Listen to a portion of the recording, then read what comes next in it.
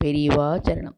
தெய்வத்தின் குரல் முதல் பாகம் சாப்டர் 10 தேவதாமூர்த்திகள் அவதார புருஷர்கள் என்ற தலைப்பில் தந்தையை மிஞ்சிய தனையன். இமயமலை மகா பெரியதாக இருக்கலாம், கடுகு சின்னஞ்சிறியதாக இருக்கலாம். ஆனால் இமயமலைக்குள் இருக்கிற அத்தனை அவயவங்கள் கடுகுக்குள்ளும் இருக்கும். கடுகை கூட அப்படி பிரித்து கொண்டே போகலாம். கடைசியில் ஓர் அணு வந்து நிற்கும். அப்புறம் பிரிக்க முடியாது. சர்வ வியாபகமாக இத்தனை அண்ட சராச்சரங்களாக பிரிந்திருக்கிற சிவசக்திகளை பிரிக்க முடியாமல் ஓரிடத்தில் பார்க்க வேண்டுமென்றால் அது அவர்களது அன்பு ஊற்றெடுக்கிற ஹிருதய மத்தியில்தான் பலவாக அவர்களிடமிருந்து விரிந்திருப்பதெல்லாம் ஒன்றாக குவிகிறது. இந்த அன்பு என்கிற அணுவில்தான்.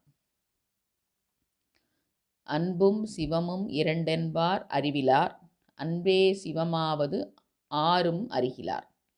அன்பே சிவமாவது ஆறும் அறிந்தபின் அன்பே சிவமாய் அமர்ந்திருந்தாரே என்கிறார் திருமூலர். அன்பு ஒன்றே உள்ள அந்த மனசை தெரிந்து கொண்டு விட்டால் அப்புறம் நம் மனசும் 100,000 திசைகளில் ஓடாது. அன்பிலேயே முழுகி கரைந்து அன்பாகவே ஆகிவிடும்.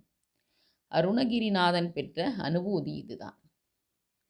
பரமேஸ்வரன், வஸ்து, அம்பாள், அதன் சக்தி என்கிற சயின்ஸ் சூத்திரமெல்லாம் ஒரு பக்கம் இருக்கட்டும். வஸ்துவின் சத்தை, அதன் மகாசக்தி, இதுகளை மட்டும் சொல்லிக்கொண்டு நமக்கு என்ன பிரயோஜனம்? நம்மை கடை தேற்றப் போவது அவர்களுடைய அன்புதான், அருள்தான். இருவருடைய அன்பும் பொங்கி பெருகி கலந்த இந்த இடம்தான் அவர்களுடைய செல்லப்பிள்ளையான சுப்பிரமணியர். கடைக்குட்டி யாருக்குமே செல்வம் தானே. செல்வ முத்துக்குமரன் என்றே வைத்தீஸ்வரன் கோவிலில் அவருக்கு பெயர். உள்ளே ஒன்றாக இருந்த அன்பு இரண்டாக பிரிந்து மறுபடி ஒன்றாக கலந்து இப்படி நாம் உபாசிப்பதற்கு சுலபமாக சுப்பிரமணியமாக மூர்த்தி தரித்திருக்கிறது.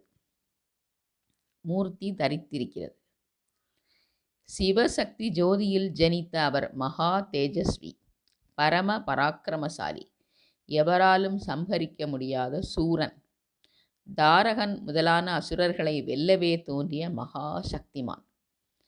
சக்திவேல் என்றே சொல்கிறோம். ஆனால் இந்த பராக்கிரம சக்தியோடு அருட்சக்தியாக இருப்பதே அவருடைய விசேஷம். அறிவு சக்தியாக இருக்கிறவரும் அவர்தான். ஞான பண்டிதன், ஞான ஸ்கந்தன் என்பார்கள். ஆதி குருவான தகப்பனாருக்கே உபதேசம் பண்ணினவன். சுவாமி என்று அமரத்தில் சொல்லப்படுகிற சுப்பிரமணியர் இந்த அவசரத்தில் கோலத்தில் தகப்பன் சுவாமி எனப்படுகிறார். சுவாமி மலை என்றே அவர் சிவனுக்கு பிரணவ உபதேசம் செய்கிற சுப்பிரமணிய ஸ்தலத்துக்கு பெயர் இருக்கிறது. அங்கே அவரை சுவாமிநாதன் என்பார்கள்.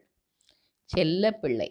அதனால் தன்னை காட்டிலும் இந்த பிள்ளையை எல்லா அம்சங்களிலும் பெரியவனாக காட்டி பூரித்து போகிறார் பரமேஸ்வரன்.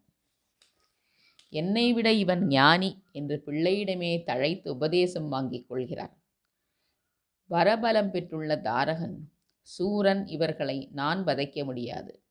என்னாலும் முடியாததை செய்ய, அதாவது என்னை விட பெரியவனாக ஒருத்தன் வரவேண்டும் என்றே இந்த பிள்ளையை படைத்தார். அப்புறம் ஞானபலமும் அவனுக்கே அதிகம் என்று காட்ட அவனிடமே உபதேசமும் பெற்றுக்கொண்டார். எங்கேயும் தனக்கு வெற்றியைத்தான் விரும்ப வேண்டும். ஆனால் பிள்ளையிடத்தில் மட்டும் தோல்வியை விரும்ப வேண்டும். புத்ராத் இத்தேஜ் பராஜயம் என்பார்கள். அதாவது ஒவ்வொரு பிதாவுக்கும் தன்னை விட தன் பிள்ளை நன்றாக இருக்க வேண்டும், புத்திசாலியாக இருக்க வேண்டும் என்றுதான் இருக்கும். பரமேஸ்வரனுக்கே இப்படித்தான் இருந்திருக்கிறது. தானே அம்பாளோடு சேர்ந்து பிள்ளையாக வந்தான் என்றாலும் இப்போது வீரம், ஞானம், லாவண்யம் எல்லாவற்றிலும் முன்னைவிட அதிகமான பிரகாசத்தை எடுத்துக்கொண்டான். இங்கே லாவண்யத்தை சொன்னேன். ஈஸ்வரன் மன்மதனை தகனம் பண்ணிய பின் மன்மதன் திமிரோடு பிரயோகம் செய்த அதே கரும்பு வில்லையும் புஷ்ப பானத்தையும் அம்பாள் எடுத்துக்கொண்டு காமாட்சியானாள். ஈஸ்வரனை திமிரோடு நெருங்காமல் அன்போடு பார்த்து அவரிடம் அடங்கி இவற்றை பாதத்தில் அர்ப்பணம் செய்தாள். சண்டை போட்ட மன்மதனால் உண்டாக்க முடியாத அன்பு இப்போது இவளது பணிவினாலேயே ஈஸ்வரனுக்கு உண்டாகிவிட்டது. அதன் விளைவாகவே ஜனித்த குமாரன் இவன். இப்போது பார்த்தால் இவனே ஈஸ்வரன் பொசுக்கின மன்மதனுக்கு மன்மதனாக இருக்கிறான். தமிழில் காமவேள் செவ்வேள் என்று மன்மதன் முருகன் இருவருக்கு மட்டுமே வேள் என்கிற பதத்தை பொருத்துகிறார்கள். அது அவனுடைய லாவண்ய பெருமை. முருகன் என்பது தமிழ்நாட்டில் வழங்குகிற வெகு சிறப்பான பெயர். முருகன் என்றாலும் அழகானவன், என்றும் இளமை நலம் மாறாத சௌந்தரியம் வாய்த்தவன் என்பதே அர்த்தம். அழகு என்றால் அது வெறும் சரீர அழகா? அருளின் அழகுதான் இப்படி தேககாந்தியாக வந்திருக்கிறது.